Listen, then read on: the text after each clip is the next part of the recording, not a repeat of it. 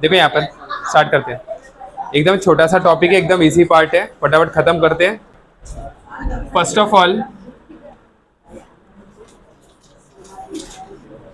Calorimetry का मतलब क्या होता है? So it is a branch of physics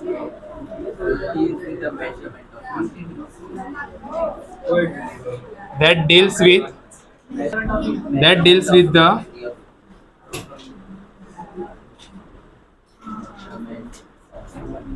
measurement of quantity of heat. देखो मैटर कितने टाइप के होते हैं? Solid, liquid and gas. Okay, ऐसे तो दूसरे भी अलग अलग टाइप्स होते हैं, बट इन जनरल हम लोग अगर देखें तो there are 3 types of matter, solid, liquid and gas.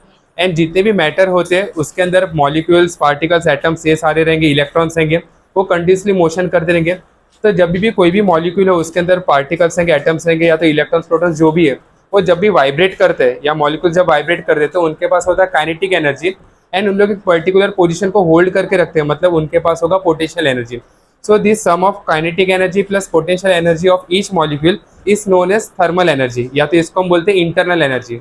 And जो भी ऑब्जेक्ट के पास जितना ज़्यादा इंटरनल एनर्जी होगा उतना ज़्यादा उसका थर्मल एनर्जी होगा। एंड थर्मल एनर्जी को ही हम लोग सिंपल लैंग्वेज में बोलते हैं हीट एनर्जी। तो अगर सपोज हमारे पास 2 ऑब्जेक्ट हैं, एक ऑब्जेक्ट का टेम्परेचर है 80 डिग्री सेल्सियस एंड दूसरा ऑब्जेक्ट का टेम्परेचर है 0 डिग्री सेल्सियस, तो किसका थर्मल एनर्जी ज़्यादा होगा? इसका, समझेगा, क्योंकि उसका टेम्परेचर क्या है ज़्यादा। एंड इसके जो मॉलिक्यूल्स हो गए, पार्टिकल्स हो गए, एटम्स हो गए, वो ज़्यादा विगरनेसली वाइब्रेट करते रहेंगे as compare to the 0 degree Celsius. इसके जो भी पार्टिकल्स रहेंगे वो एकदम स्टेबल रहेंगे, शांत रहेंगे, ज़्यादा उसके अंदर वाइब्रेशन होगा नहीं। तो हीट कहाँ से कहाँ पर फ्लो करेगा? From higher temperature to lower temperature. लेकिन कब तक ये फ्लो करते रहेगा? जब तक दोनों का टेम्परेचर इक्वल ना हो जाए, और we can say when they are in thermal equilibrium.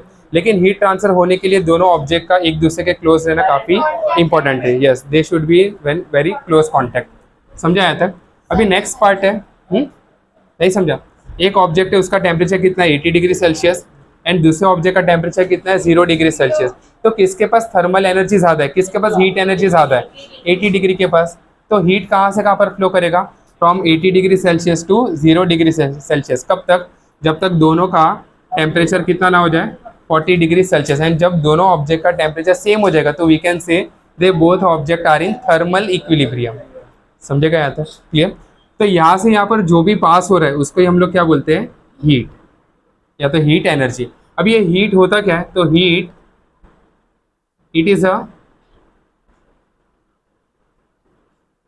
बचपन से आप लोग ने पढ़ा ना, it is a form of energy which transfers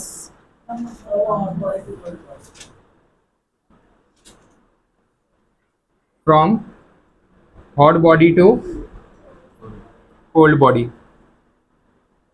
कब तक ये ट्रांसफर होता रहेगा? जब तक दोनों का टेम्परेचर सेम नहीं हो जाएगा। समझेगा? सेकेंड पार्ट, हीट का सिंबल क्या होता है? तो हीट का सिंबल होता है कैपिटल क्यू। समझेगा? So the symbol of heat is nothing but capital Q. Second part है इसका ऐसा यूनिट, जूल। अगर किसी भी साइंटिस्ट का नाम अगर आप फुल फॉर्म में लिखोगे तो you have to start with small letter. Work and energy they both are related to each other. अगर किसी भी बॉडी के पास ज़्यादा एनर्जी हो मतलब वो ज़्यादा काम कर सकता है, एंड जो भी बॉडी के पास कम एनर्जी होगा वो कम काम कर पाए। काम मतलब वर्क। तो work and energy they both are interrelated. Yes, तो जितने भी एनर्जी, साउंड एनर्जी का भी जूल ही होता है। हाँ, वो जो डेसिबल रहता है वो तो उसका इंटेंसिटी हम लोग मेजर करते हैं, बट अगर आप साउंड एनर्जी भी देखो, कितना भी एनर्जी हो, कोई भी टाइप का एनर्जी हो, उसका ऐसा यूनिट हमेशा क्या रहेगा? जूल ही रहेगा। चाहे पोटेंशियल एनर्जी हो, काइनेटिक एनर्जी हो, लाइट एनर्जी हो, कोई भी एनर्जी हो, हीट एनर्जी हो, सबका ऐसा यूनिट होगा जूल। एंड जूल के साथ साथ इसका अदर यूनिट क्या होगा? कैलोरी।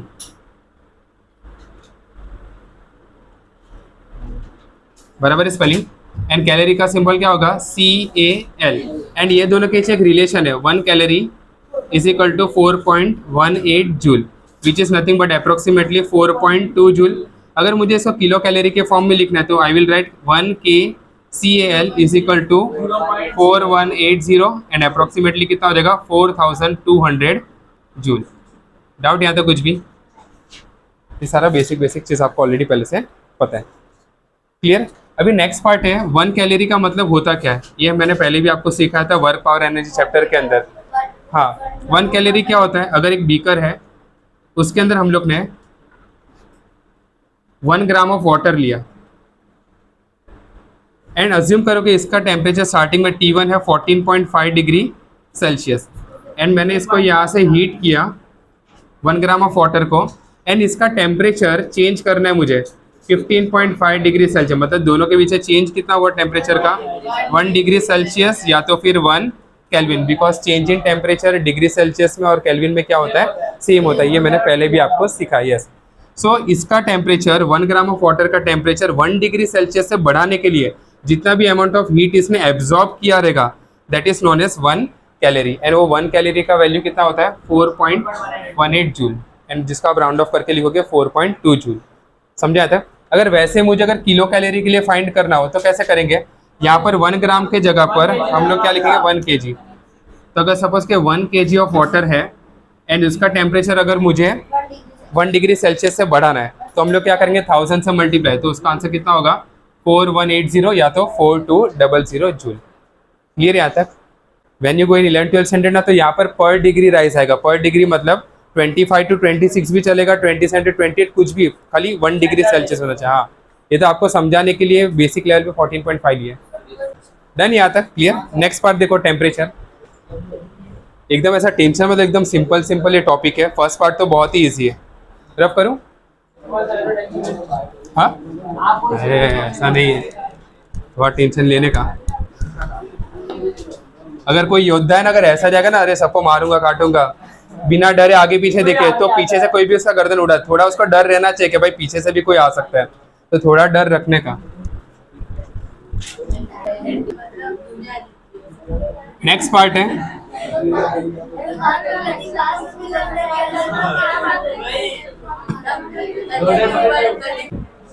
है टेम्परेचर। अगर हमारे पास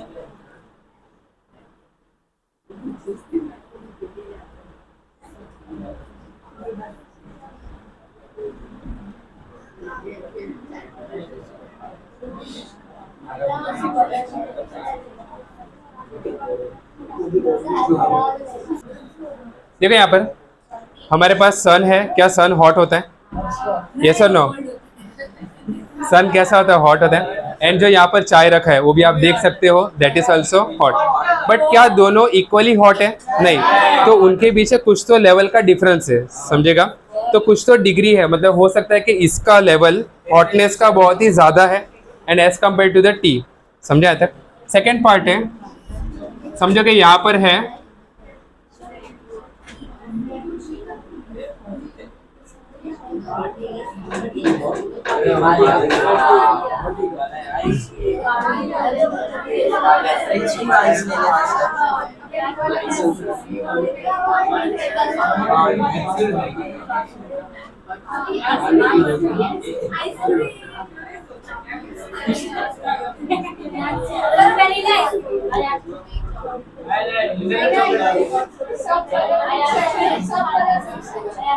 ओके देखो यहाँ पर नेक्स्ट पार्ट है चेरी। हाँ अभी देखो, बस बस बस मिलेगा तुमको, आइसक्रीम मिलेगा।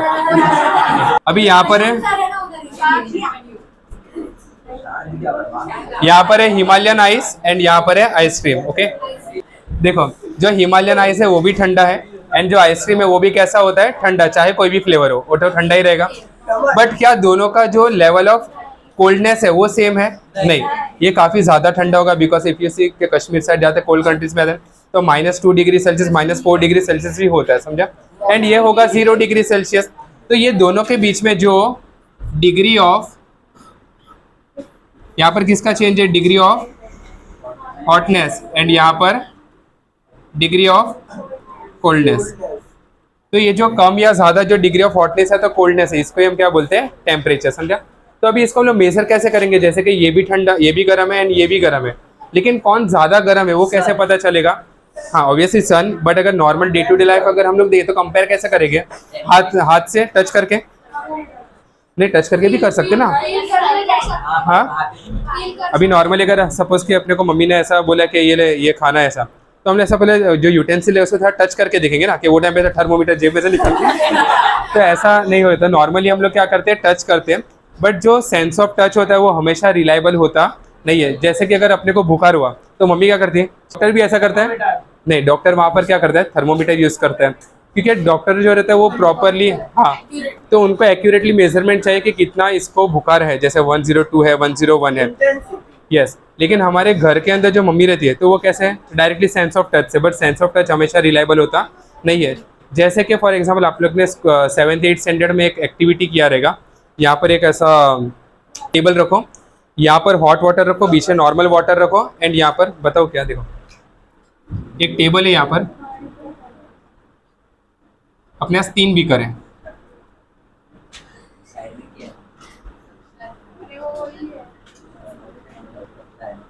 ए बी एंड सी, ओके। ये है हॉट वाटर एंड यहाँ पर है कोल्ड वाटर एंड ये है नॉर्मल वाटर। अभी हम लोग क्या करेंगे, सबसे पहला मैंने इसके अंदर 1 मिनट के लिए अपना हाथ रखा, बराबर, तो मेरा हाथ कैसा हो जाएगा, गर्म। जैसे मैं इसके अंदर हाथ रखूंगा तो मुझे क्या फील होगा, ठंडा, समझा बेटा। एंड जैसे फिर मैंने सेकंड वाला हाथ इसके अंदर रखा कोल्ड वाटर के अंदर, तो मेरा हाथ कैसा हो जाएगा, थोड़े टाइम के लिए ठंडा। फिर जैसे नॉर्मल वाटर के अंदर रखेंगे तो मुझे कैसा फील होगा, गर्म। अभी इसका टेम्परेचर तो पहले से फिक्स रहेगा, एक हाथ को ठंडा फील हो रहा है, दूसरे हाथ को गर्म फील हो रहा है, तो सेंस ऑफ टच होता है वो हमेशा रिलायबल होता नहीं है। That's why we require one instrument that is known as thermometer. Thermometer कितने टाइप के होते हैं? सबसे पहला क्लिनिकल थर्मोमीटर। क्लिनिकल थर्मोमीटर किसका यूज क्या होता है उसका, ह्यूमन बॉडी टेम्परेचर मेजर करने के लिए। सेकंड होता है laboratory thermometer to measure the experiment जो भी करते हैं वो। एंड अभी आजकल के टाइम में गन थर्मोमीटर जो कोविड में यूज किया है, ऐसा सामने ऐसा रखते हैं एंड इंफ्रारेड सेंसर से उन लोग मेजरमेंट करते हैं। यस,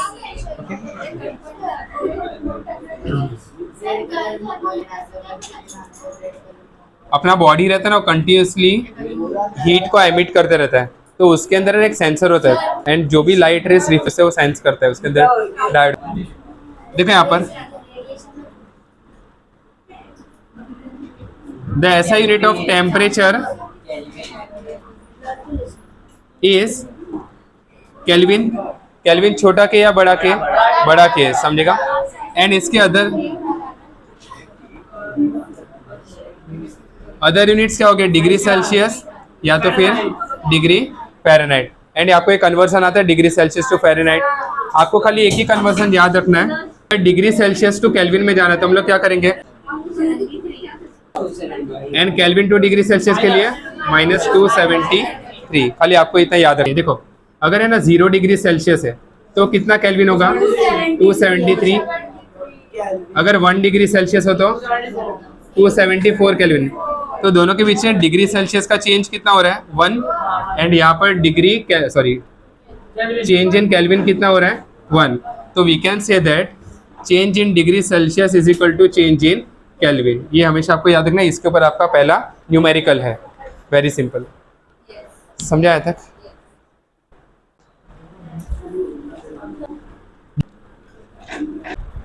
देखो नेक्स्ट पार्ट, कभी भी ना ऐसा नहीं होता कि खाली टेम्परेचर ही बताता है कि कोई भी ऑब्जेक्ट के पास कितना हीट है। कोई भी ऑब्जेक्ट के पास कितना हीट है वो डिपेंड करता है 3 फैक्टर के ऊपर। सबसे पहला कि उसका मास कितना है, सेकंड उसका टेम्परेचर कितना है, एंड थर्ड वन इज कि वो मटेरियल कौन सा है, समझेगा। तो उसके लिए हम लोग एक यहाँ पर नया टॉपिक देखेंगे, that is called specific heat capacity. And इसका जो सिंबल होता है दैट इज छोटू सा सी, बिकॉज अपने को 2 सी है, कैपिटल सी भी है एंड एक छोटा सी भी है। देखो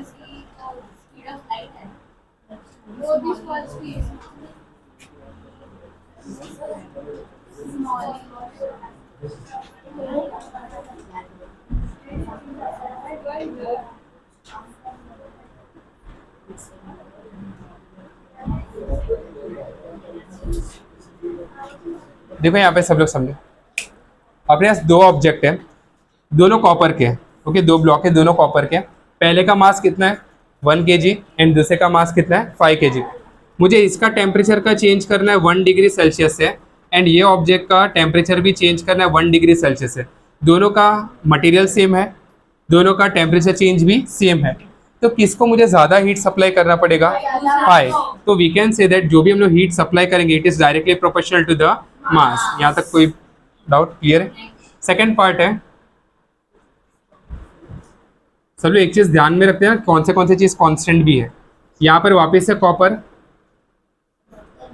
यहाँ पर भी कॉपर, इसका मास है 1 kg एंड जो दूसरा ब्लॉक है वो भी आइडेंटिकल है, उसका मास भी कितना है? 1 kg। मैं चाहता हूँ इसका जो चेंज इन टेम्परेचर है वो मैं 1 डिग्री सेल्सियस से करूँ एंड इसका चेंज इन टेम्परेचर मुझे 10 डिग्री सेल्सियस से करना है। मुझे किस में ज़्यादा हीट देना पड़ेगा? सेकेंड। तो heat is directly proportional to the change in temperature. समझा यहाँ तक? थर्ड पार्ट देखो,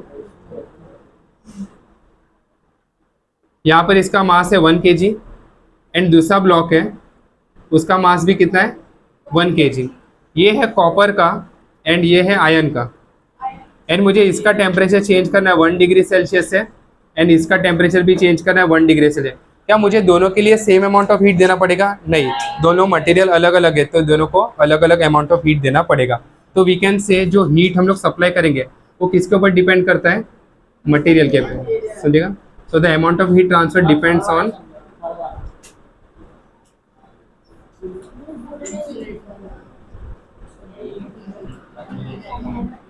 थर्ड पॉइंट नहीं समझा? कॉपर एक है, एक आयरन का है, ओके। दोनों का मास भले हमने एक सेम रखा एंड यहाँ पर दोनों का टेम्परेचर चेंज भी मुझे सेम करना है। तो इसका टेम्परेचर 1 डिग्री सेल्सियस से बढ़ाने के लिए हो सकता है कि 1 जूल लगे एंड इसको अपना टेम्परेचर 1 डिग्री सेल्सियस से बढ़ाने के लिए लगेगा 10 जूल। तो दोनों का भले मास सेम है एंड दोनों का टेम्परेचर राइज भी सेम है, बट दोनों को जो हीट रिक्वायरमेंट चाहिए वो अलग अलग हो सकता है। समझा आता? क्लियर? अभी देखो यहाँ पर, तो अभी हम लोग ने मैंने आपको एक चीज़ बोला कि कोई भी ऑब्जेक्ट के पास कितना हीट है वो किसके ऊपर डिपेंड करता है? 3 फैक्टर के ऊपर। पहला फैक्टर कितना उसके पास मास है, सेकंड कितना चेंज इन टेम्परेचर, तीसरा वो मटेरियल कौन सा है। तो अभी ये मटेरियल के लिए तो कोई भी फॉर्मूला नहीं है फिलहाल, तो हम लोग ये दोनों को यहाँ पर कंबाइन करेंगे। तो पहला पॉइंट क्या मिला? Q is directly proportional to mass. Second point क्या मिला? Q is directly proportional to change in delta T. दोनों को कंबाइन करो तो Q is directly proportional to M into delta T. जब जब प्रोपोर्शनलिटी का साइन हटेगा वहाँ पर एक कॉन्स्टेंट है ना, यहाँ पर कॉन्स्टेंट कौन आ रहा है? Small C. ये स्मॉल सी किसके लिए होता है? For the material. समझा? अभी ये जो C है, C का वैल्यू हर एक मटेरियल के लिए क्या होगा? अलग अलग होगा। एंड बचा कौन यहाँ पर? M into delta T. So Q C is called specific heat capacity and ये जो C का वैल्यू है वो हर एक मटेरियल के लिए क्या होगा? अलग अलग। तो ये जो हीट है वो किसके ऊपर डिपेंड करता है? मास के ऊपर, टेम्परेचर के ऊपर एंड मटेरियल के ऊपर। क्लियर? एक मिनट, अभी अगर मुझे C का फॉर्मूला निकालना है, C क्या होगा इसके अंदर? Specific heat capacity of a material. तो C इज इक्वल टू क्या हो जाएगा? Q upon M delta T। समझा? अभी अज्यूम करो यहाँ पर अगर मास मेरे पास 1 kg है, कोई भी ऑब्जेक्ट रहने दो, एंड उसका मुझे टेम्परेचर का चेंज करना है 1 डिग्री सेल्सियस से, तो M एंड डेल्टा टी का वैल्यू कितना हो जाएगा? 1 1। तो therefore we can say C is equal to क्या मिलेगा? Q। इसका मतलब इतना अमाउंट ऑफ हीट एनर्जी चाहिए किसी भी ऑब्जेक्ट जिसका मास है 1 kg एंड उसका टेम्परेचर बढ़ाना है 1 डिग्री सेल्सियस से। समझा तक? वापिस समझिए इसको, थोड़ा एक्सपेरिमेंटली देखो। एक ऑब्जेक्ट है, कोई भी मटेरियल हो सकता है,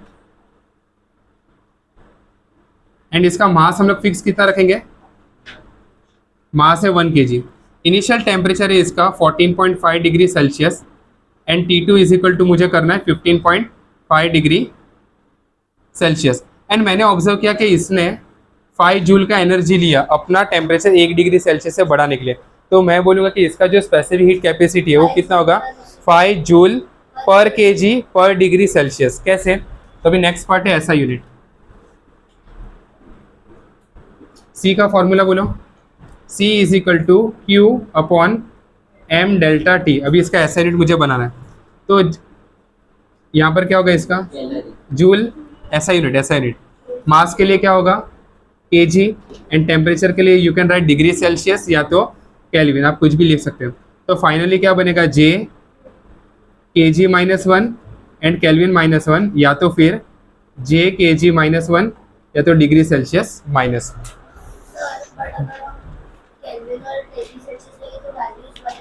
नहीं नहीं बदलेगा, क्योंकि पर डिग्री सेल्सियस है ना, तो जो चेंज इन डिग्री सेल्सियस होता है, चेंज इन केल्विन है, वो तो मुझे 1 ही रखना है पर डिग्री सेल्सियस। तो 1 kg मास को अपना टेम्परेचर 1 डिग्री सेल्सियस से बढ़ाने के लिए कितना amount of heat energy absorb किया, that is called specific heat capacity. समझा? So amount of heat energy absorb और रिलीज। सर रिलीज क्यों? अगर मैंने इसको ठंडा करना है 15.5 डिग्री सेल्सियस अगर 14.5 डिग्री सेल्सियस पे लाना है, तो उससे जितना अमाउंट ऑफ हीट एब्जॉर्ब किया रहेगा उतना अमाउंट ऑफ हीट एनर्जी उसको बाहर रिलीज भी करना पड़ेगा, जिसको हम बोलते हैं एक्सोथर्मिक रिएक्शन। एंड अगर हीट एब्जॉर्ब किया मतलब एंडोथर्मिक रिएक्शन। देखो 1 kg वाटर को अपना टेम्परेचर 1 डिग्री सेल्सियस से बढ़ाना है, तो इट रिक्वायर 4200 जूल। तो अगर 2 लीटर पानी हो तो कितना हीट देना पड़ेगा? डबल, 8400। 3 लीटर हो तो 4 लीटर हो तो वैसा। बट अगर आप 4 लीटर के लिए फाइंड करो, 3 लीटर के लिए फाइंड करो या तो 1 लीटर के फाइंड करो, उसका सी का वैल्यू क्या रहेगा? सेम। क्यों? क्योंकि मटेरियल सेम है। हाँ, बढ़ाने के लिए डबल। क्यों? बिकॉज 1 kg था, उसके ऊपर अभी 2 आ गया, तो हीट डबल लगेगा। समझा था? अगर 1 डिग्री सी कांस्टेंट रहेगा। अभी सपोज के उल्टा कर दिया, मास भी 1 रखो, सी का वैल्यू तो फिक्स है 4200। 1 डिग्री से बढ़ाने के लिए 4200, 2 डिग्री से बढ़ाने के लिए, हाँ समझा, सी का वैल्यू सेम रहेगा। अगर है ना, जब तक फेस चेंज नहीं होता, अगर सॉलिड है तो सी का वैल्यू अलग होगा, लिक्विड है तो उसका सी का वैल्यू अलग, एंड गैस है तो उसका सी का वैल्यू अलग। यहाँ पर फॉर्मूला के अंदर क्या लिखा है समझो। एक है 5 डिग्री सेल्सियस पे एंड दूसरा है 15 डिग्री सेल्सियस पे। समझा?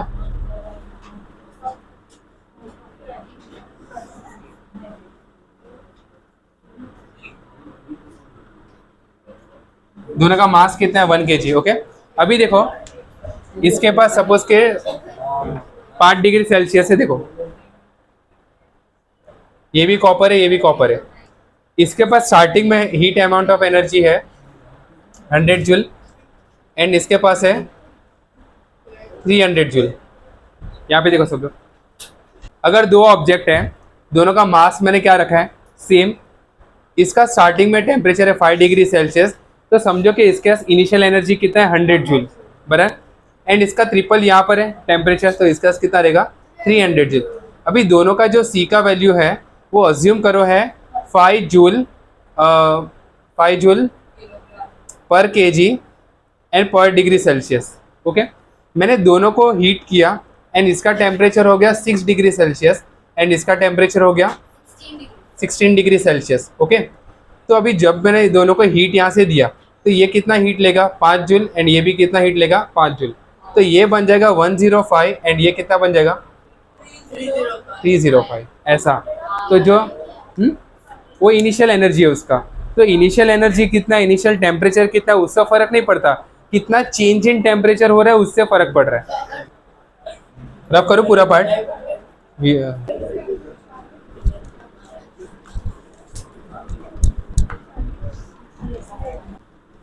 ये चैप्टर ना 7 से 8 मार्क्स का चैप्टर है। नेक्स्ट देखो क्लास, डिफरेंस बिटवीन, नहीं, difference between heat and temperature. Pay attention यहाँ पर, ये ऑलरेडी आप लोग ने 8-9 स्टैंडर्ड में भी थोड़ा बहुत किया रहेगा। पहला पॉइंट, हीट क्या होता है? It is a form of energy and ये कहाँ से कहाँ पर फ्लो करेगा? From higher temperature to lower temperature. And जो टेम्परेचर होता है, सो इट डिटरमाइंस द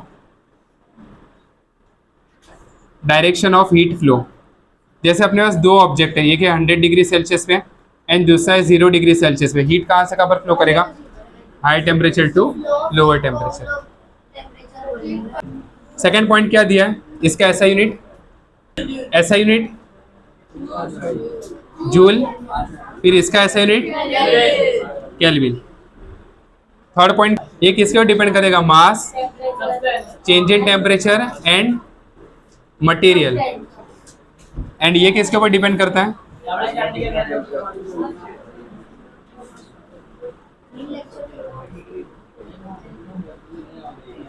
एक चीज याद रखो, यहाँ पे देखो, average kinetic energy of molecules का मतलब क्या होता है? तो है ना, हाँ मतलब उसके अंदर जो काइनेटिक एनर्जी प्लस जो पोटेंशियल एनर्जी रहेगा, या तो हम ऐसा बोलो कि वो कितना ज़्यादा वाइब्रेट करे, जितना ज़्यादा मॉलिक्यूल्स वाइब्रेट करेंगे उतना ज़्यादा उसके अंदर टेम्परेचर होगा या तो थर्मल एनर्जी होगा। समझे यहाँ तक? फोर्थ पॉइंट क्या दिया है? अभी यहाँ से मजा आएगा, ये बेसिक चीज तो ठीक था, फोर्थ एंड फिफ्थ पॉइंट समझ है। इसको हम कैसे मेजर करेंगे? बाई प्रिंसिपल ऑफ कैलोरीमेट्री, जो हम लोग आगे देखेंगे। एंड इसको हम कैसे मेजर करेंगे? By thermometer.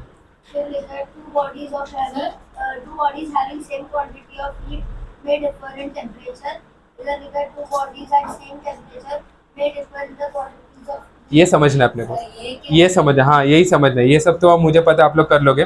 फोर्थ पॉइंट में देखो, फर्स्ट पॉइंट क्या, सॉरी फिफ्थ पॉइंट में क्या दिया? ये साइड हीट के साइड में क्या दिया? इसका मतलब क्या? अगर दो ऑब्जेक्ट है अपने पास, समझो यहाँ पे सब लोग, जैसे कि यहाँ पर कॉपर है, दोनों का मास बस सब कुछ सेम अज्यूम करो, एंड यहाँ पर फेरस है, फेरस मतलब आयन।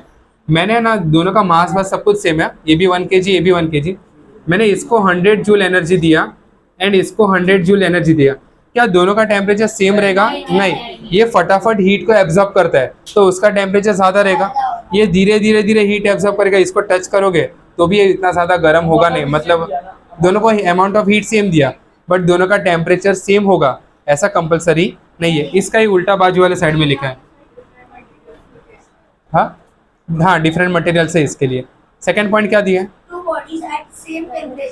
अगर देखो एक चीज याद रखो, अगर सेम मटेरियल भी रहता लेकिन एक का मास बहुत ही ज्यादा है, एक का मास कम है, भले मैंने amount of heat energy same दिया तो भी उसका टेम्परेचर क्या रहेगा? अलग अलग। जैसे कि 1 ग्लास ऑफ वाटर को आपको हीट करना है एंड सामने मैंने उसको भी 100 जूल दिया एंड यहाँ पर 2 लीटर को करना है, तो दोनों का अमाउंट ऑफ हीट सेम दिया बट दोनों का टेम्परेचर सेम होगा नहीं।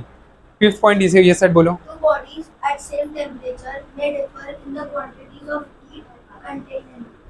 हाँ अभी इसका मतलब समझा आप लोग को?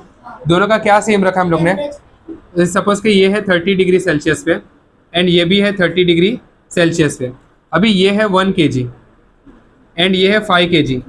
किसके पास हीट ज़्यादा होगा? 5 kg गैस, क्योंकि उसके पास मास क्या है? ज़्यादा। So Q is equal to MC delta T।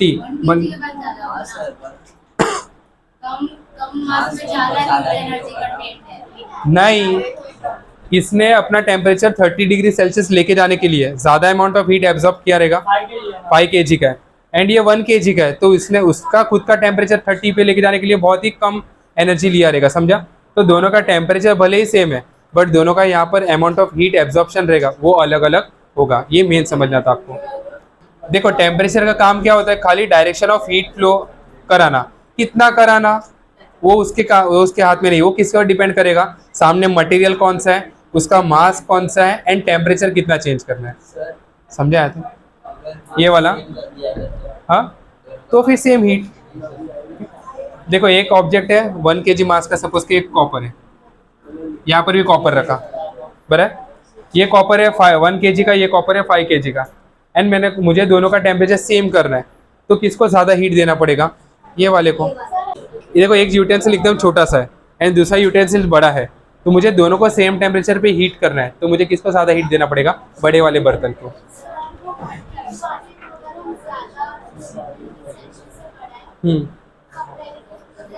तो हीट भी बढ़ेगा, तो फिर इसमें ज़्यादा होगा। हाँ क्योंकि उसका टेम्परेचर बढ़ेगा। समझा आया तक? लास्ट पॉइंट क्या दिया? 6 पॉइंट क्या दिया है?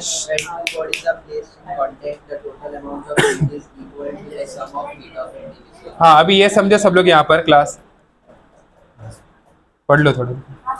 दो ऑब्जेक्ट है अपने पास, ये 100 डिग्री सेल्सियस एंड ये है 0 डिग्री सेल्सियस। लेट्स अज्यूम कि इसके पास है 100 जूल का एनर्जी एंड इसके पास है 0 जूल। अज्यूम कर रहे हो? ओके। हीट कहाँ से कहाँ पर फ्लो करेगा? स्टार्टिंग में फ्लो होने के पहले टोटल एनर्जी कितना है? नहीं, 100 + 0 100, फिर इसने यहाँ पर पास कर दिया एंड सपोज के 50-50 हो गया, तो भी कितना है सेम, समझा। तो जो उसका एवरेज एनर्जी रहेगा, टोटल एनर्जी रहेगा, वो तो सेम ही रहेगा। वही बोला, वापस एक बार रीड करो। When two bodies are placed in contact, the total amount of heat is equal to the sum of heat of individual bodies. समझा था। इंडिविजुअल बॉडी मतलब क्या, इसका 50 है, इसका ही 50, तो दोनों का एडिशन करके क्या मिलेगा आपको 100। एंड अगर यहाँ पर क्या दिया, यहाँ पर क्या दिया 6 point. When two bodies at different temperatures are placed in contact, the resultant temperature हाँ, अभी देखो इसमें क्या बोल रहे हैं, अगर एक 100 डिग्री सेल्सियस पे, एक 0 पे, तो दोनों कहाँ पर आके रुकेंगे, एक मिडल टेम्परेचर जिसको हम बोलेंगे 50 डिग्री सेल्सियस, वैसा। ओके, नेक्स्ट बात देखो यहाँ पर क्लास, नेक्स्ट पार्ट है थर्मल हीट या तो फिर हीट कैपेसिटी। इसका सिंबल क्या होगा, बड़ा सी एंड उसके ऊपर रहेगा डैश।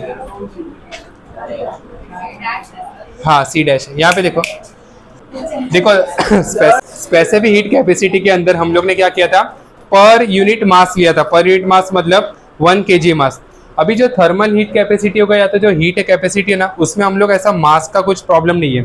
खाली आपको इतना है कि एक ऑब्जेक्ट है, उसका टेम्परेचर 1 डिग्री सेल्सियस से बढ़ाना है। वो कितना भी बड़ा हो सकता है, कोई भी मटेरियल हो सकता है, खाली अपने को एक ही चीज़ से लेना देना है कि उसका टेम्परेचर 1 डिग्री सेल्सियस से बढ़ाना है।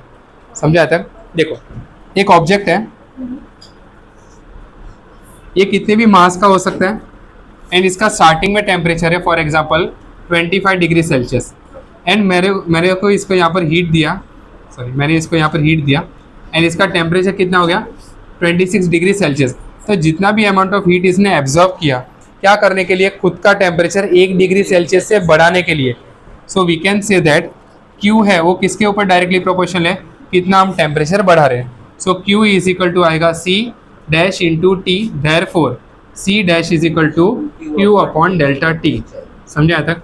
एंड इसका जो ऐसा यूनिट होगा वो क्या होगा, मुझे मास वास से लेना देना नहीं है, तो फिर हम लोग थर्मल हीट कैपेसिटी फाइंड करेंगे। तो मास से लेना देना हो या ना हो, स्पेसिफिक हीट से भी जा सकते हैं। देखो दो चीज़ है, अगर मुझे थर्मल हीट कैपेसिटी फाइंड करना है तो मैं स्पेसिफिक हीट कैपेसिटी फाइंड करूंगा, हाँ। फिर जितना भी मास रहेगा उससे मल्टीप्लाई कर दूंगा। हाँ, एक वो तरीका है, लेकिन मुझे मास का कॉन्सेप्ट ही नहीं चाहिए, तो फिर मैंने डायरेक्टली वो ऑब्जेक्ट को देखा, उसका टेम्परेचर कितना है, दैट इज।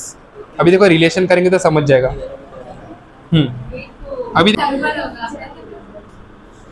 बोलो इसका यूनिट बोलो, जूल, यहाँ पर के, तो ये ऊपर जाके क्या हो जाएगा J -1 या तो J degree Celsius -1, JC -1। Next part देखो, वेरी इंपॉर्टेंट, रिलेशन बिटवीन छोटू सी एंड बड़ा सी। यहाँ पे देखो अभी आपका डाउट क्लियर हो जाएगा क्लास। स्मॉल सी का फॉर्मूला क्या था, Q upon M delta T, and अभी हम लोग ने वहां से निकाला C डैश मतलब Q अपॉन डेल्टा T।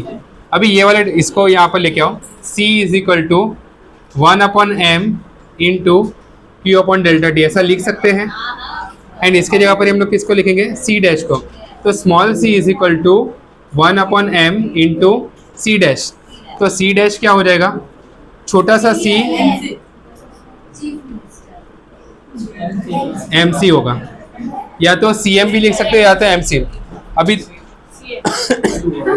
अभी देखो यहाँ पर इसको आप लिखोगे कैसे, हीट कैपेसिटी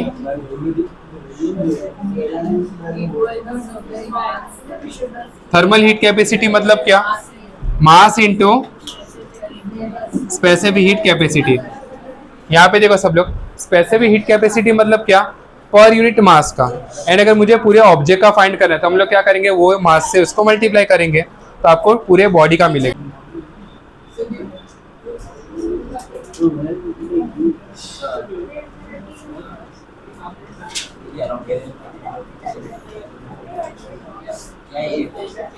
आया ना आया,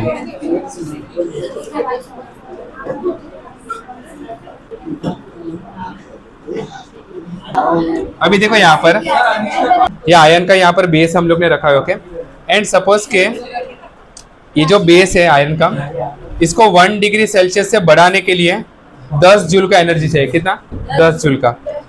एंड सपोज के 10 जूल भी किसके लिए? 1 ग्राम के लिए। एंड ये जो बेस है वो 100 ग्राम का है, तो मुझे कितना अमाउंट ऑफ हीट है देना पड़ेगा ताकि उसका टेम्परेचर 1 डिग्री सेल्सियस से बढ़ेगा? 1 डिग्री सेल्सियस से। अरे मेरे भाइयों बहनों, 10 जूल का एनर्जी देना पड़ रहा है। 1 ग्राम का जो है ना, छोटू सा ये 1 ग्राम, ये 1 ग्राम का टेम्परेचर 1 डिग्री सेल्सियस से बढ़ाने के लिए मुझे कितना अमाउंट ऑफ एनर्जी देना पड़ रहा है? 10 जूल।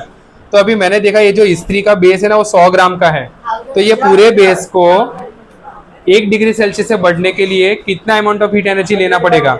सो 1000। समझा? 1 ग्राम के लिए कितना? 10। तो ये है छोटू सी। एंड जो 1000 जूल निकाला 1 डिग्री सेल्सियस बढ़ाने के लिए, इसको हम लोग क्या बोलेंगे? Thermal heat capacity. ऐसा देखो यहाँ पर difference between capital C dash and small c, या तो हीट कैपेसिटी एंड यहाँ पर स्पेसिफिक हीट कैपेसिटी। ये बहुत ही सिंपल है। फर्स्ट पॉइंट क्या दिया इन लोग ने? देखो, it is the amount of heat energy required to change the temperature by 1 degree Celsius, है ना। कभी कभी राइज भी हो सकता है एंड फॉल भी हो सकता है, दोनों का वैल्यू क्या रहेगा? सेम। एंड यहाँ पर क्या होगा? Amount of heat energy required to increase the temperature by 1 degree Celsius per of unit mass. Unit mass मतलब पर केजी या पर ग्राम। सेकंड पॉइंट, ये किसके ऊपर डिपेंड करेगा? Nature and mass. हाँ अभी बता रहा। देखो ये फॉर्मूला के अंदर अगर हमको specific thermal heat capacity find करना है, अगर 100 ग्राम का ये रहेगा तो आपको कितना जूल लग रहा है? 1000 जूल। अगर 200 ग्राम का हुआ तो 2000 जूल। मतलब जैसे जैसे मास बढ़ेगा ऑब्जेक्ट का वैसे थर्मल हीट कैपेसिटी बढ़ेगा। बट ये वाले केस में चाहे आप कॉपर के लिए फाइंड करो, आयरन के लिए फाइंड करो, प्लास्टिक के लिए फाइंड करो, मास का वैल्यू हम लोग हमेशा कितना रखते हैं? 1। इसलिए ये मास के ऊपर डिपेंड नहीं करता है। समझा? क्योंकि कोई भी ऑब्जेक्ट के लिए आप फाइंड करें तो मास का वैल्यू हमारा फिक्स है। बट यहाँ पर ऐसा नहीं है, जैसे जैसे मास बढ़ेगा वैसे थर्मल हीट कैपेसिटी भी बढ़ेगा। तो we can say it does not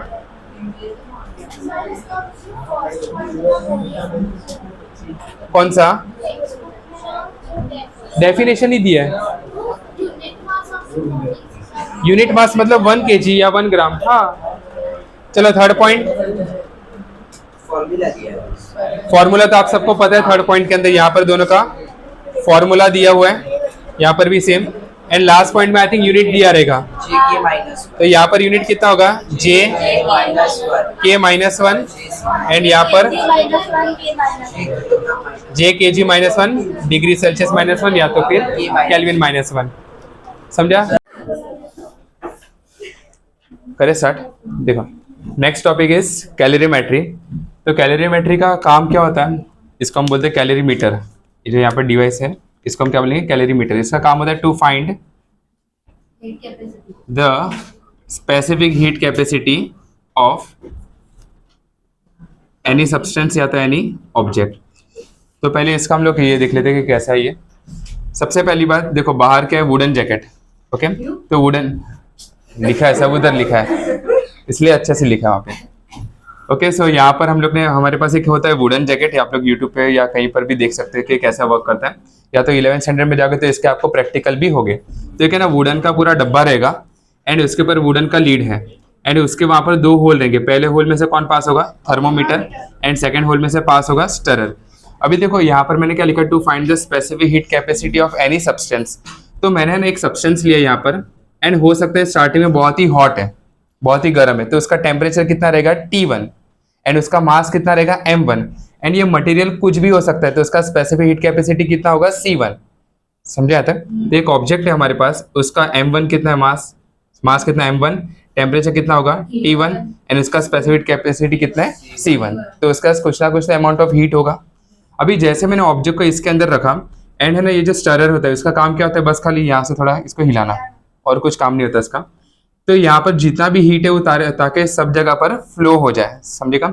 and हम लोग ने यहाँ पर यूज किया है कॉपर का या तो एल्यूमिनियम का वेसल, या तो कॉपर या तो एल्यूमिनियम। क्यों हम लोग ये यूज करते हैं? बिकॉज उसका स्पेसिफिक हीट कैपेसिटी बहुत ही लो होता है, तो ये थोड़ा सा भी हीट एनर्जी देगा ना तो उसका टेम्परेचर बहुत ही ज्यादा हो जाएगा। उसके बाद में बाकी का जो भी हीट फ्लो होगा वो किसके बीच में होगा? Between this object and the water, या समझे आता है। एंड जैसे जैसे यहाँ पर वाटर का टेम्परेचर बढ़ेगा वैसे वैसे थर्मोमीटर के अंदर राइज आपको दिखेगा। इक्वल हो जाएंगे दोनों टेम्परेचर। हाँ, जहां पर भी इक्वल हो जाएगा वहां पर इन लोग अपना हीट ट्रांसफर स्टॉप कर देंगे, समझेगा। तो M2 पे होगा। हाँ वही। हाँ, अभी ये जो वाटर है इसको हम लोग बोलेंगे M2, एंड उसका जो इनिशियल टेम्परेचर रहेगा इसको हम क्या बोलेंगे? T2, समझेगा। एंड वाटर का जो स्पेसिफिक हीट, हाँ yes, T1 Suppose- room temperature भी होगा ना वाटर का। हाँ तो जो भी हो, रूम टेम्परेचर हो, जो भी हो, फॉर एग्जाम्पल ये 100 डिग्री सेल्सियस पे है तो ये 27 डिग्री सेल्सियस, तो हीट ट्रांसफर कहाँ से कवर होगा? From 100 degree Celsius to 27 degree Celsius. And इसका फॉर्मूला कैसे स्पेसिफिक हीट कैपेसिटी फाइंड करते हैं उसका बहुत बड़ा सा डेरिवेशन है, बट वो हायर स्टैंडर्ड में 11th स्टैंडर्ड में, ठीक है, मैंने कराया था 3-4 दिन पहले, बट आप लोग के सिलेबस में नहीं है। अभी देखो यहाँ पर जो भी मटेरियल हम लोग ने यूज किया, सबसे पहला ये जो वेसल है वो किससे बना हुआ है? एल्यूमिनियम या तो कॉपर से। क्यों? बिकॉज उसका स्पेसिफिक हीट कैपेसिटी बहुत ही कम है and it is a good conductor of heat, समझा था।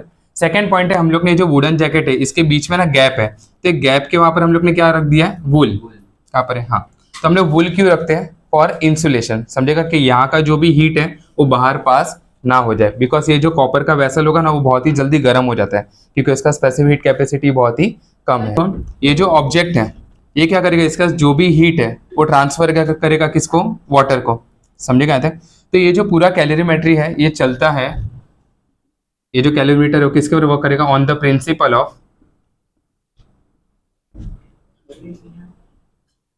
Calorimetry. And principle of calorimetry क्या होता है? Heat released is equal to heat gain. अभी ये कितना हीट रिलीज करेगा? बोलो। इक्वल टेम्परेचर पे आने तक। हाँ वो तो ठीक है, बट कितना हीट रिलीज करेगा? 50%, ओके। और हम लोग ने एक लास्ट टाइम फॉर्मूला देखा था, C is equal to Q upon M delta T. तो इसके पास कितना हीट रहेगा? तो Q is equal to M1 C1 delta T1, समझेगा यहाँ तक। एंड ये इसका जो स्टार्टिंग का टेम्परेचर रहेगा वो बहुत ही ठंडा रहेगा, तो वो हीट को क्या करने वाला? गेन करेगा। तो ये कितना हीट एब्जॉर्ब करेगा? तो वापिस same Q is equal to, समझो कि ये Q1 है तो ये Q2 हो जाएगा। तो यहाँ पर इसका मास कितना अपने पास? M2 C2 and delta T2, समझे, बिकॉज उसका भी कुछ ना कुछ तो टेम्परेचर चेंज होगा। बोलो। जूल ना, हीट का तो जूल ही होगा। तो यहाँ पर हम देखो, तो यहाँ पर हम क्या लिखेंगे? Heat release equal to Q is सब Q release is equal to Q gain. तो रिलीज कितना हो रहा है? M1 C1 delta T1 is equal to M2 C2 delta T2। ये वाला पार्ट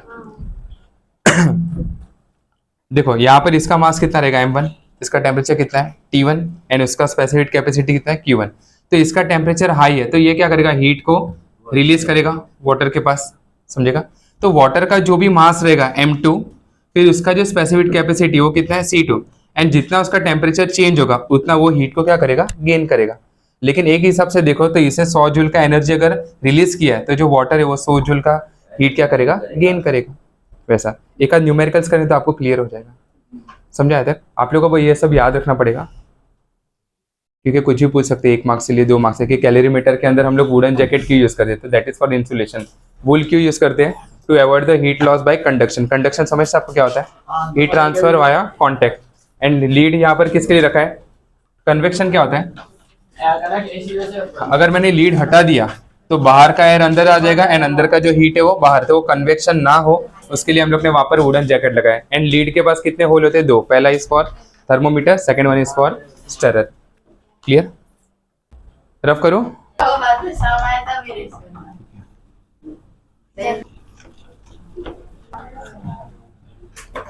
ओके देखो यहाँ पे अभी ना अपने को न्यूमेरिकल कैसे सॉल्व करने का उसका एक छोटा सा टेक्निक है। अगर आप वैसा फॉलो करोगे तो आपके न्यूमेरिकल्स बहुत ही इजीली सॉल्व हो जाएंगे। देखो यहाँ पर अभी हम लोग ने देखा क्लास प्रिंसिपल ऑफ कैलोरीमेट्री, क्या था principle of calorimetry? Heat release is equal to heat gain. तो अभी यहाँ पर अज्यूम करो कि ये जो ऑब्जेक्ट है वो बहुत ही हॉट है या तो उसका टेम्परेचर बहुत ही ज्यादा है, तो उसको हम लोग एक तरफ लिखेंगे यहाँ पर,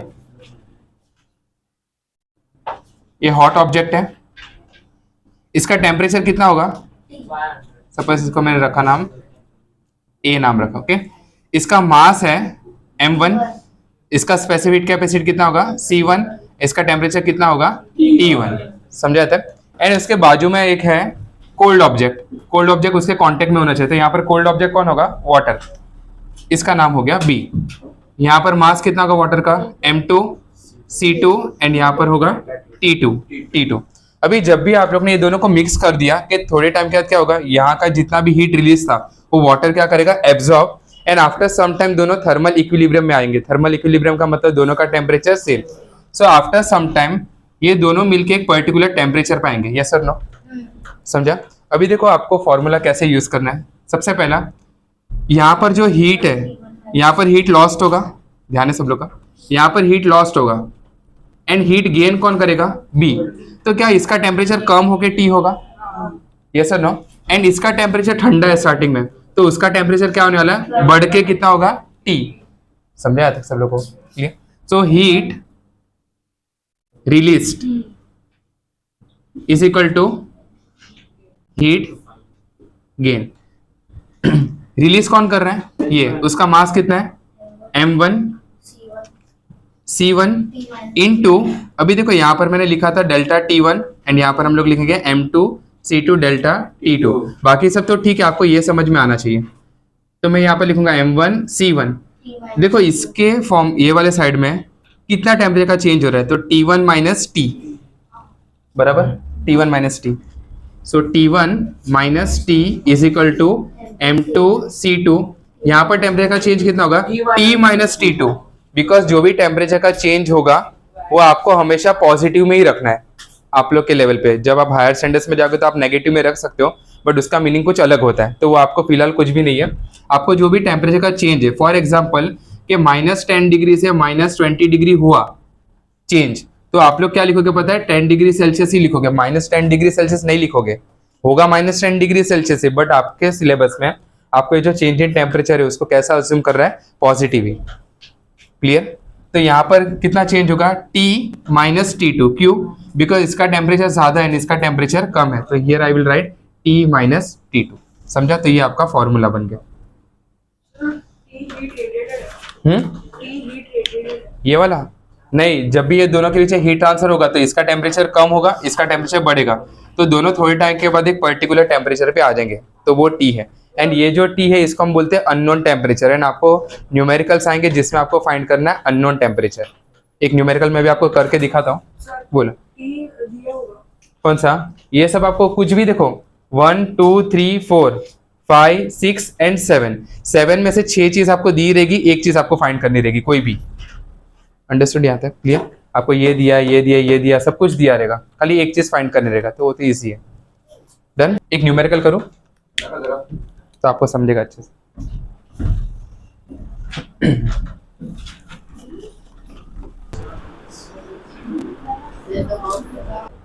देखो यहाँ पर एक एग्जांपल,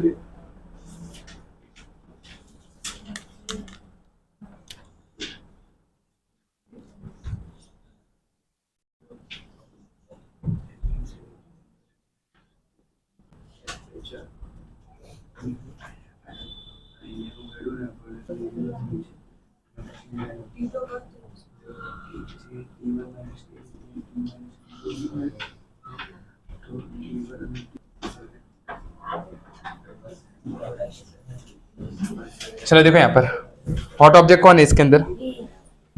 बी हॉट ऑब्जेक्ट हुआ, कैसे पता चला? उसका टेम्परेचर ज्यादा। अभी जब भी इसके पीछे हीट ट्रांसफर होगा तो हीट कहाँ से ट्रांसफर होगा? B to A, and after some time ये कहाँ पर आ जाएगा? एक पर्टिकुलर टेम्परेचर पे। ए का ज्यादा हुआ ना? कैसे? ज्यादा है। टेम्परेचर डिसाइड करता है हीट फ्लो का डायरेक्शन, डिस्टिंग्विश बिटवीन के अंदर दिया था, तो जिसका टेम्परेचर ज्यादा वहां से वहां पर हीट फ्लो करेगा। तो अभी ये जो unknown temperature that you have to find, तो कैसे करेंगे? क्या? कैसे? 40 नहीं होगा, कहाँ पर इक्विलिब्रियम है? नहीं, अगर दोनों मटेरियल सेम हो, दोनों का मास सेम हो तो ही वैसा होगा, यहाँ पे अलग अलग है। So heat released is equal to heat, हाँ, दोनों जगह सेम तो फिर अज्यूम करो कि दोनों जगह पर मटेरियल क्या है, सेम है। कभी भी अगर आपको स्पेसिफिक कैपेसिटी ना दिया हो, हाँ, तो हीट रिलीज कौन करेगा? समझो सब लोग, ये हीट रिलीज करेगा, तो यहाँ पर मैं क्या लिखूं? M2 C2। अभी यहाँ पर टेम्परेचर का चेंज कितना होगा? 80 माइनस T, नहीं समझा? इज इक्वल टू, अभी ये हीट को गेन करेगा तो M1 C1 C1, ठीक है, चलेगा, डजंट मैटर। क्यू ए નું વધારે હશે ને ડી ના કમ્પેર કરવામાં नहीं, कैसे? अरे 8 into 25 ने 2 into 80 अगर स्पेसिफिक बट जिसका भी टेम्परेचर ज्यादा होता है वहां से वहां पर हीट ट्रांसफर होगा हमेशा, ये फिक्स्ड है। बिकॉज तो हीट के ऊपर डिपेंड नहीं करेगा, टेम्परेचर के ऊपर डिपेंड करता है। हीट भले ना कितना भी ज्यादा हो वैसा। तो देखो यहाँ पर क्या लिखेंगे? T माइनस 25, ये भी नहीं समझा, ये तो समझा, ये नहीं समझा। उसने गेन किया ना, इसने टेम्परेचर क्या किया? गेन किया, हीट गेन किया। तो वहां पर कौन बात कर रहा है? देखो, इससे हीट टेम्परेचर यहाँ से यहाँ पर जा रहा है, सॉरी, हीट यहाँ से यहाँ पर जा रहा है, तो इसका टेम्परेचर क्या होने वाला है? बढ़ने वाला है। इसका टेम्परेचर बढ़ के कितना होगा? T, तो T माइनस 25। अभी M2 का वैल्यू कितना दिया है? 2, C का वैल्यू अज्यूम करो C, 80 minus T is equal to M1 कितना है? 8 इंटू C T माइनस 25, कुछ कैंसल, C कैंसल, 1 सा 4 सा, तो 80 minus T is equal to 40 minus 100। इसको ये तरफ लेके आओ, 180 तो 180 इज इक्वल टू, इसको ये तरफ लेके 5T। So 5T is equal to कितना आंसर है? 180। So T is equal to कितना होगा? 180 डिवाइड बाई 5, कैंसल कैंसल, तो इसका जो एवरेज टेम्परेचर होगा वो कितना आएगा? 36 डिग्री सेल्सियस। बोलो कहाँ पर? अपना फॉर्मूला क्या था? Q is equal to M C delta T. Delta का मतलब क्या होता है? Change in temperature. तो चेंज इन टेम्परेचर कितना होगा? Final temperature minus initial temperature. इसके लिए T माइनस 25। एंड मैंने अभी आपको बोला कि हमेशा आपको उसको जो चेंज होगा वो पॉजिटिव में ही रखना है। सो 25 माइनस T करोगे, नहीं, T माइनस 25 वैसा। अगर 25 माइनस T करोगे तो भी चलेगा, बट अभी नहीं, हायर लेवल पे। क्यों पता है? हीट है ना, हीट अगर वो पॉजिटिव आया मतलब हीट इज एब्जॉर्ब, एंड अगर हीट का वैल्यू नेगेटिव आया मतलब हीट इज रिलीज। बट वो अभी नेगेटिव पॉजिटिव वाला पार्ट आपको नहीं है, इसके लिए आप लोग के लेवल पे आप लोग टेम्परेचर का जो चेंज होगा उसको पॉजिटिव ही लेना है। समझा आया तक? क्लियर? एक एग्जांपल दूं मैं आपको करने के लिए? पहले इतना लिख लो, फिर मैं 2-3 सम देता हूँ। सबसे बेस्ट पता है क्या है? आप है ना जो हॉट वाले ऑब्जेक्ट है ना उसको लेफ्ट हैंड साइड ही रखो, बहुत फायदा होगा। अभी दिखाता मैं, ये तो इसमें सॉल्व एग्जांपल में ऐसा था, इसके मैंने ऐसा कर दिया। सर जो टी की वैल्यू आती है वो हमेशा दोनों टेम्परेचर के बीच की यस, अगर ऊपर नीचे हो गया तो फिर वो आंसर रॉन्ग हो जाएगा, क्योंकि एक न्यूमेरिकल ऐसा है बट वो बी पार्ट में है। 10 ग्राम of water 10 gram of ice को मिक्स करो तो टेम्परेचर ज्यादा से कितना होगा? 0 डिग्री सेल्सियस, बट आंसर आता है minus 37 degree Celsius, which is not possible. तो फिर वो क्वेश्चन का आंसर अपना वहां पे रॉन्ग हो जाएगा। अभी जैसे कि आपने ये दोनों को यहाँ पर किया बराबर है, एंड बाई चांस मेरा आंसर आ गया माइनस 45 डिग्री सेल्सियस, तो वो रॉन्ग हो जाएगा। समझा? तो फिर कहीं ना कहीं पर अपना गड़बड़ रहेगा।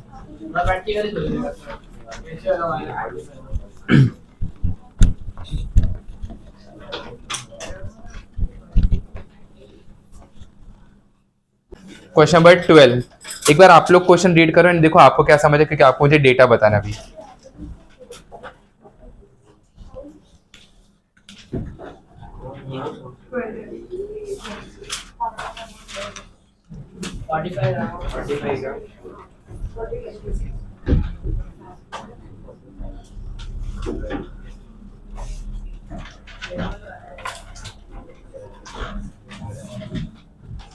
assumption क्या है? कुछ नहीं है। हाँ। There is no loss of heat by conduction. तो आज हमने हमने सब कर रहे हैं। हाँ सेम वही है। करे स्टार्ट। हॉट ऑब्जेक्ट हम लोग ने कहाँ पर रखा? केजी वाले ग्रामर नोट करना पड़ेगा। हाँ अभी देखो इसका रूल क्या होता है, अगर आपको सी का वैल्यू दिया है जूल पर केजी के फॉर्म में एंड आपको क्वेश्चन दिया है ग्राम के फॉर्म में, तो you have to convert gram to kg, समझा। और अगर आपका जो सी का वैल्यू है वो दिया है जूल पर ग्राम एंड क्वेश्चन भी दिया है ग्राम के अंदर, तो आपको कन्वर्ट करने का जरूरत नहीं है। ये चीज याद रखने का हमेशा, क्योंकि इसका ज्यादा यूज आपको होगा बी पार्ट के अंदर। करे स्टार्ट, देखो इधर पर केल्विन दिया है, पर केल्विन में जरूरत नहीं है। हाँ केल्विन हो डिग्री सेल्सियस उसको फर्क पड़ेगा नहीं। बोलो यहाँ पर हॉट ऑब्जेक्ट का मास कितना है? 45 45 ग्राम। इसका C1 का वैल्यू कितना होगा हॉट ऑब्जेक्ट का? T1 कितना दिया टेम्परेचर? 4.2 जूल पर ग्राम पर केल्विन। बराबर। इसका टेम्परेचर कितना है? 20 कितना दिया? 50 डिग्री सेल्सियस। तो ये हो गया अपना हॉट ऑब्जेक्ट। अभी यहाँ पर देखो कोल्ड ऑब्जेक्ट के लिए M2 कितना दिया है? 50 ग्राम एंड उसका टेम्परेचर कितना दिया है? C2 कितना दिया? C2 0.3 हाँ 0.39 जूल पर केल्विन एंड इसका T2 कितना बोला हम लोग ने? 18 डिग्री सेल्सियस। तो हीट कहाँ से कहाँ पर ट्रांसफर होगा? From A to B and ये दोनों मिक्स करके लास्ट में कौन सा टेम्परेचर पे आएंगे? Final temperature. तो हीट रिलीज किसने किया? Heat release is equal to heat gain by principle of calorimetry. ये आपको लिखना है। एंड असम्पशन क्या होगा? There is no loss of heat. तो हीट रिलीज कितना हुआ यहाँ पर? M1 C1 delta T1 is equal to M2 C2 delta T2। M1 कितना अपने पास? 45 ग्राम। देखो अगर आपको C का वैल्यू अगर जूल पर ग्राम में दिया एंड क्वेश्चन भी ग्राम में दिया तो आपको कन्वर्ट करने का जरूरत नहीं है। बट अगर सपोज कि ये ग्राम में है एंड ये केजी में है तो फिर आपको कन्वर्ट करने का जरूरत पड़ेगा, या तो उल्टा, ये अगर केजी में दिया है एंड ये ग्राम में दिया तो इसको आपको कन्वर्ट करना पड़ेगा। हाँ वैसे न्यूमेरिकल आएंगे तो मैं करा दूंगा उसको। यहाँ पर टेम्परेचर का चेंज बोलोगे 50 माइनस T, समझा सबको। एंड यहाँ पर मास कितना? M2 50 ग्राम इंटू C2 कितना? 0.39। यहाँ पर टेम्परेचर का चेंज कितना होगा? T minus 18। क्या सॉल्व करोगे? ये 9 सा हो जाएगा, ये 10 सा हो जाएगा, ये यहाँ पर आके हो जाएगा 3.9 इंटू अरे तो 3.9 भी कट होगा 3 और 4.2 0.3 और ये अभी बोलो के टेबल से करो ना, 9 उड़ेगा और 3.9 ये 3 सा ये हो जाएगा 1.3 बराबर। 3 2 सा 6.3 4 सा 12.6 into 50 minus T is equal to बराबर ना 3 4 सा 12 एंड 3 एंड यहाँ पर है 1.3 T माइनस 1.3 इंटू 18। मुझे बोलोगे इसका आंसर? 12.6 इंटू 50 का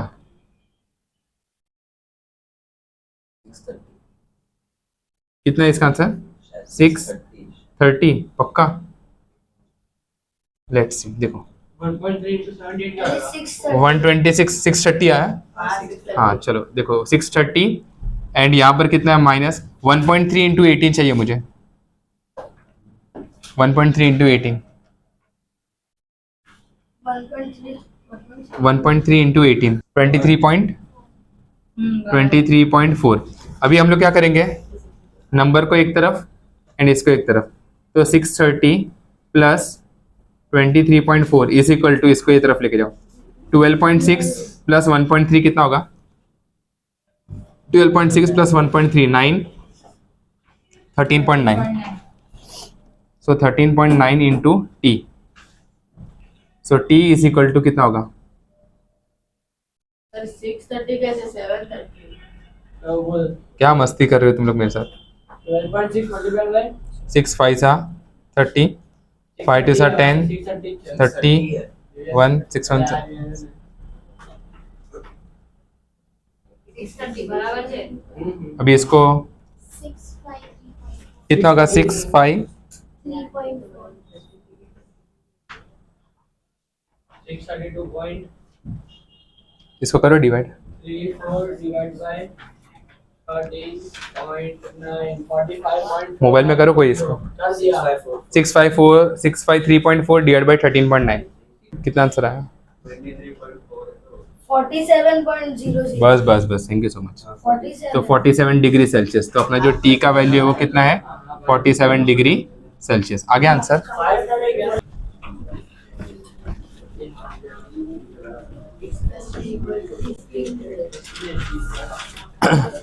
पहले 15 वाला देखो, 15 में देखो क्या है, आप लोग घर पे ट्राई करना। पावर इज इक्वल टू क्या होता है? Work upon time which is equal to heat upon time, बराबर। तो आप लोग है ना हीट फाइंड करना, हीट यहाँ से फाइंड करो, Q is equal to M C delta T से। तो पावर इज इक्वल टू क्या हो जाएगा? Q upon T. तो ये फाइंड कर दिया, ये आपको दिया है, एंड टी आपको फाइंड करना है क्यू अपॉन पी से। टाइम आ जाएगा। Q is equal to M C delta T से क्यू फाइंड करो। मेन जो मुझे आपको पता है वो कौन सा है? 14th ना?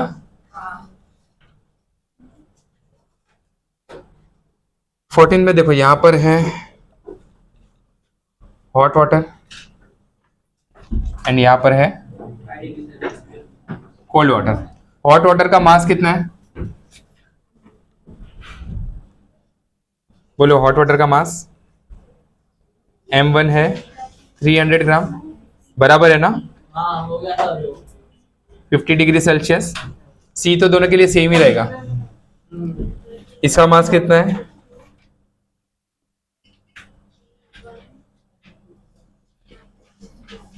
सर 15 वाले में हमें किलोवाट को वॉट में कन्वर्ट करना पड़ेगा। Multiply by 1000। देखो ये दोनों आगे फाइनल टेम्परेचर पे आके मीट करेंगे, यस सर नो? अभी देखो इन लोग ने क्या बोला है, सर That- वन जो है उसको हम लोग x माइनस मतलब मेन टी माइनस जो टेम्परेचर मिल रहा है वो 15 डिग्री लेंगे ना। एक मिनट। जो कोल्ड वाटर का जो टेम्परेचर है अच्छा, आपको T2 फाइंड करना है। हाँ T2 will be T minus 15 ना। आपको इसका इनिशियल टेम्परेचर फाइंड करना है ना, मतलब T2 आपको फाइंड करना है। माइनस 15 क्योंकि rises by rises by 15. 15 degree Celsius T minus 15। सो अभी देखो कोल्ड वाटर में क्या हो रहा है? T minus T2 is equal to 15 degree Celsius, बराबर। समझे? यहाँ पर यहाँ पे ध्यान दो। जो कोल्ड टेम्परेचर है उसका टेम्परेचर स्टार्टिंग में कुछ तो था, दैट वी डोंट नो, बराबर, एंड फाइनल टेम्परेचर T है। सो यहाँ पर राइज कितना होगा? T minus T2 is equal to 15 degree Celsius इन लोग ने दिया हुआ है। फिर हीट लॉस कितना हुआ यहाँ पर से? यहाँ से लॉस कितना होगा? 50 माइनस T। करूँ मैं सॉल्व? सर हाँ तो बच्ची बीजा ब्रैकेट में 15 डायरेक्टली लग रुको, यहाँ पर M1 कितना है? 300। C तो सेम ही है। डेल्टा T कितना होगा? 50 minus T is equal to 600 into C into T minus T2। 15 directly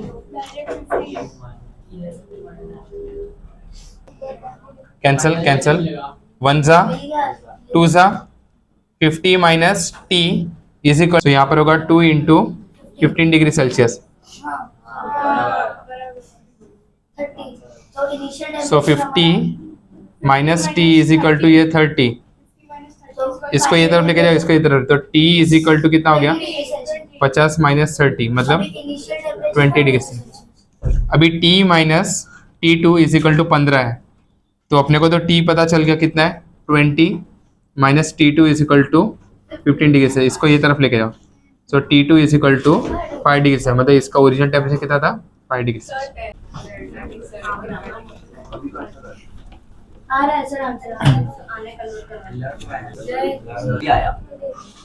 देखो नेक्स्ट पार्ट फटाफट, 2 मिनट का काम है। एक है ना नोट है, हाँ भाई यहाँ पे देखो क्लास, नोट तो इजी है। एक कैलोरीमीटर का डब्बा रहेगा। ये किससे बना रहता है? कॉपर या एल्यूमिनियम से। हम लोग कॉपर या एल्यूमिनियम की यूज करते हैं बिकॉज का स्पेसिफिक कैपेसिटी बहुत ही कम होता है, वो कम हीट लेके अपना टेम्परेचर बहुत ज्यादा बढ़ा देते हैं।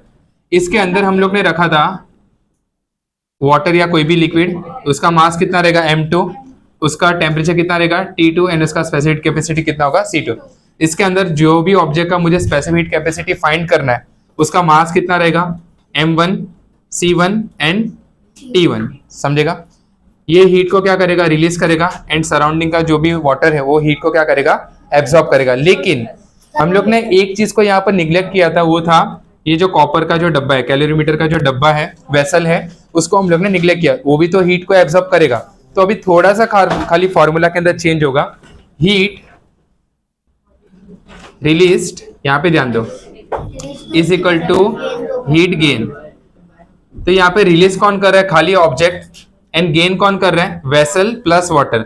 सो m1 c1 delta t1 is equal to m2 c2 delta t2 plus, अभी ये जो ऑब्जेक्ट है ना इसका मास है m, उसका स्पेसिफिक कैपेसिटी है c।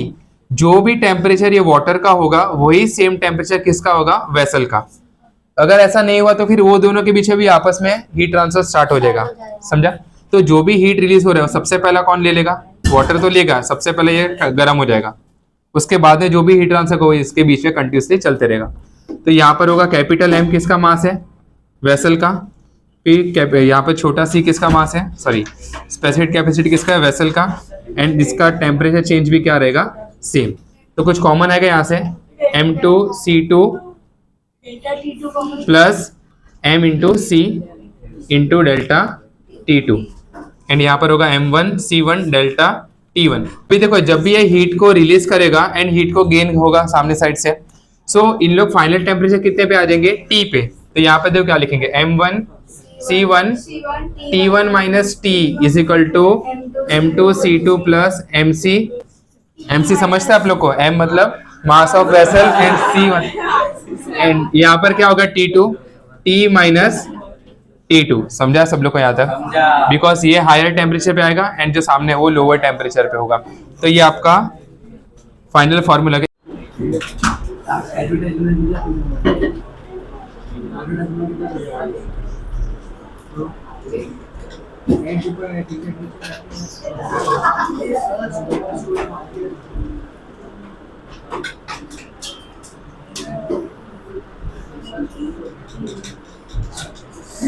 Specific heat capacity of water है ना, हाँ सर। देखो पहला पॉइंट यहाँ पे ध्यान दो, अभी सर को बोलना। देखो यहाँ पर सबसे पहला है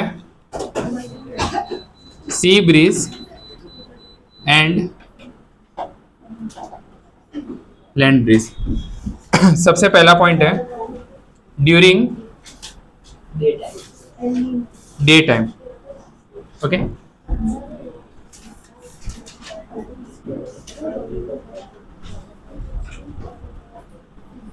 यहां पर है वाटर एंड यहां पर है लैंड या तो सैंड। अभी देखो ड्यूरिंग द डे टाइम क्या होगा, जो भी लैंड होगा ना वो हीट को बहुत ही जल्दी एब्जॉर्ब करेगा। तो यहाँ का जो टेम्परेचर है it is high, so high temperature and as compare to the land, यहाँ पर टेम्परेचर क्या होगा, लो टेम्परेचर, या तो we can say it is at cold temperature. तो लो टेम्परेचर, सो जो हीट है, हीट वो कहाँ से कहाँ पर फ्लो करेगा, from higher temperature to lower temperature. Heat flows from higher temperature. तो हायर टेम्परेचर पे कौन है, लैंड, तो we will say land to sea. तो जिसके तरफ जाता है ना उसको हम बोलते हैं सी ब्रीज। जैसे कि यहाँ पर हीट कहाँ से कहाँ पर जा रहा है, सी की तरफ, तो इसको हम बोलेंगे सी ब्रीज। अभी देखो नेक्स्ट पार्ट क्या है इसके अंदर, यहाँ पर अगर हाई टेम्परेचर है तो यहाँ का जो भी एयर होगा वो वार्मर होगा, एंड वार्मर होगा तो ये ऊपर जाएगा एंड वहाँ पर सारे मॉलिक्यूल्स का जो काइनेटिक एनर्जी होगा वो ज़्यादा होगा। तो यहाँ पर बनेगा लो प्रेशर एंड यहाँ पर बनेगा हाई प्रेशर, एंड जो ठंडा एयर होता है कोल्ड विंड वो कहाँ से कहाँ पर फ्लो करेगा, from higher pressure to lower pressure. ये आप लोग सुबह बोल रहे थे मुझे, ये बता रहे समझा। मैं बोल रहा था heat is flowing from higher temperature to lower temperature, लेकिन आप लोग बोल रहे थे from higher pressure to lower pressure. मतलब आप किसके बारे में बात कर रहे हो, कोल्ड एयर के बारे में। तो cold air will move from water to land, समझा तक। एंड इसको हम क्या बोलते हैं, सी ब्रीज। सेकेंड पार्ट है इसके अंदर land breeze.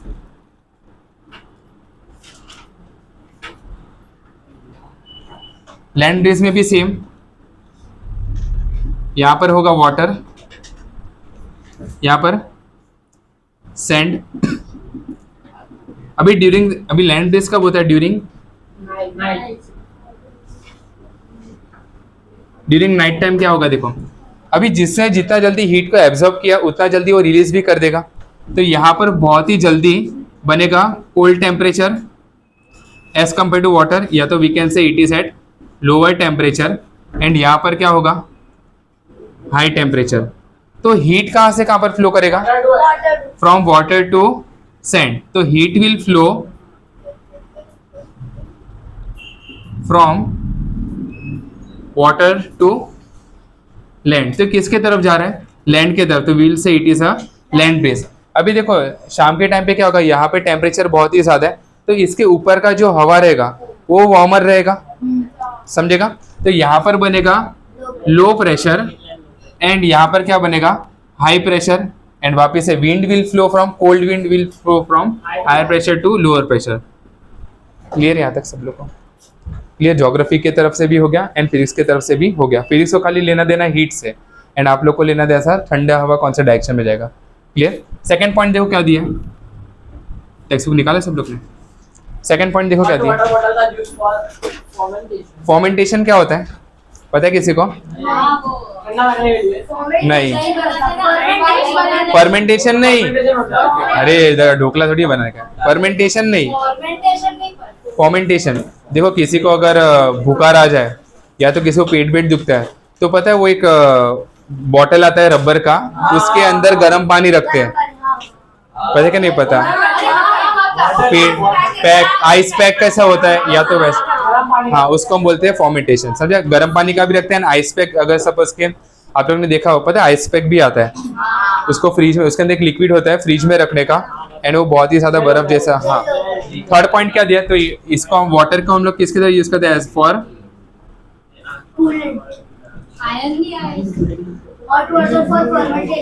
Fermentation, fermentation. Second, third point क्या दिया है? कूलेंट मतलब ठंडा करने के लिए, समझेगा? तो water is also used as effective coolant. Fourth point,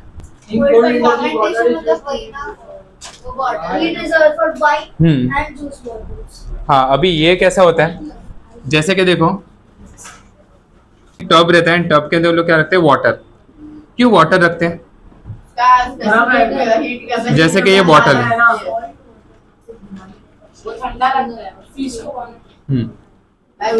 अभी देखो यहाँ पर ये लिक्विड के फॉर्म में, ये जो वाइन है इसके अंदर वो किसके फॉर्म में? लिक्विड के फॉर्म में। अगर fills with water to protect the crops from, ये फ्रॉस्ट क्या होता है? ओज, पता है ओज? ओज समझते हैं आप लोग को? ड्यू जैसा ही। और एक चीज होता है आप लोग को पता है, दूसरा जो इसका एक्चुअली जो एप्लीकेशन है वो मैं आपको समझाता हूँ। आप लोग को एनामोलस बिहेवियर ऑफ वाटर पता है? हाँ, अभी है ना एनामोलस बिहेवियर ऑफ वाटर की वजह से प्लांट्स के अंदर जो वाटर होता है, तो कभी कभी ना, अभी आप लोग कोल्ड कंट्रीज में जाओ तो वहां पर है ना पूरा वो ऑटम सीजन आई थिंक आता है, सब कुछ ड्राई हो जाता है, पता है कि नहीं पता? सारे पत्ते झड़ जाते हैं। तो वो ऐसा क्यों होता है? बिकॉज जैसे कि अपने कैसे वेन्स होते हैं, तो वैसे भी प्लांट्स के अंदर ना जाइलम एंड फ्लोएम ये होते हैं जो वाटर को कंटिन्यू से ट्रांसपोर्टेशन के लिए यूज करते हैं। तो है ना ज़्यादा ठंडी होने की वजह से वो जो उनके जाइलम एंड फ्लोएम जो होते हैं, अगर 4 डिग्री सेल्सियस से नीचे गिर गया तो उसके अंदर का जो वाटर है वो एक्सपांड होएगा, समझे? मतलब क्रॉप्स के अंदर जो वाटर है वो एक्सपांड होने के लिए ट्राई करे। क्यों? क्योंकि उसको आइस में कन्वर्ट होना है, एंड उसके कारण वो जो क्रॉप्स होते हैं वो सारे के सारे अंदर इंटरनली फट जाते हैं। तो ना फटे इसके लिए उन लोग वहां पर पानी डालते हैं, ताकि जो भी हीट है वाटर वो कंटिन्यूसली उसको सप्लाई करते रहे एंड वो फ्रीज ना हो। समझा कि नहीं समझा? नेक्स्ट, एज कम्पेयर, अगर देखो ह्यूमंस को भी अगर आप देखो तो अपने बॉडी के अंदर भी कितना 70% वाटर है, एंड जो प्लांट्स होते हैं, एनिमल्स होते हैं, उसके अंदर भी 70 to 80% वाटर होता है। क्यों? बिकॉज अगर सराउंडिंग में कोई भी टेम्परेचर हो रहा है तो अपने बॉडी का टेम्परेचर मेंटेन करने के लिए। क्लियर यहाँ तक? सेकंड पॉइंट क्या दिया देखो, नेक्स्ट पार्ट। हाँ, नेक्स्ट पार्ट है some examples of high and low heat capacity, some example of high and low heat capacity. Heat capacity. इसका फर्स्ट पॉइंट क्या दिया हुआ है देखो, क्यों थिक बनाते हैं?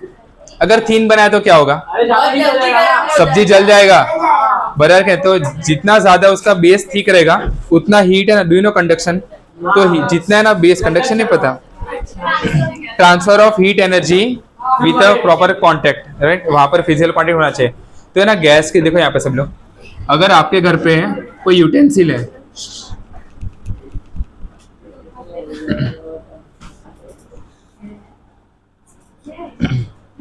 देखो अगर यूटेंसिल का जो बेस है, अगर ये यूटेंसिल का जो बेस है वो बहुत ही थीन है, तो क्या होगा, यहाँ से जो भी हीट है, क्लास सुनो, यहाँ से जो भी हीट है वो फटाफट इसके अंदर यहाँ से चले जाएगा, यस और नो, एंड यहाँ का जो भी सब्जी रहेगा आपका, जो भी है पाव भाजी वाव भाजी जो भी है, वो सब कुछ जल जाएगा या तो बहुत ही थिक हो जाएगा।